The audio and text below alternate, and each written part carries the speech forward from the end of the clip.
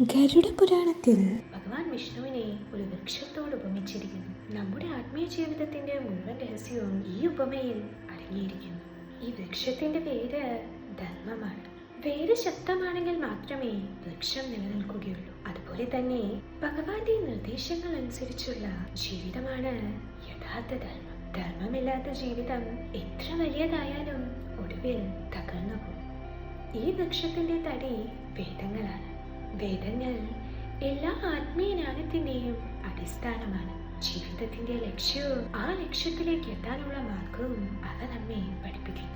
ഈ വൃക്ഷത്തിന്റെ ശാഖകൾ പുരാണങ്ങളാണ്. വേദങ്ങളിലെ ഗഹനമായ തത്വങ്ങളെ സാധാരണ മനുഷ്യർക്കും എളുപ്പത്തിൽ മനസ്സിലാകുന്ന കഥകളിലൂടെയും ചരിത്രങ്ങളിലൂടെയും പഠിപ്പിക്കുന്നവയാണ് പുരാണങ്ങൾ.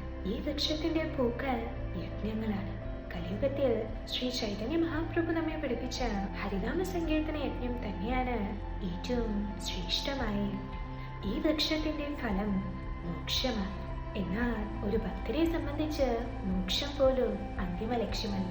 യഥാർത്ഥ ഫലം കൃഷ്ണപ്രേമമാണ്. ഭഗവാനെ ശുദ്ധഭക്തിയോടെ സേവിക്കുന്നവന് മോക്ഷം പ്രത്യേകം തേടേണ്ടതില്ല. അത് സ്വാഭാവികമായും ലഭിക്കും. അതുകൊണ്ട് ഈ വൃക്ഷം നമ്മെ പഠിപ്പിക്കുന്നത് ധർമ്മത്തെ വേരായി സ്വീകരിക്കുക, വേദങ്ങളെ ആശ്രയിക്കുക, പുരാണങ്ങളിൽ നിന്ന് പഠിക്കുക, ഹരിനാമ സങ്കീർത്തനം ചെയ്യുക. ഒടുവിൽ കൃഷ്ണപ്രേമം എന്ന ജീവിതത്തിന്റെ പരമഫലം നേടുക.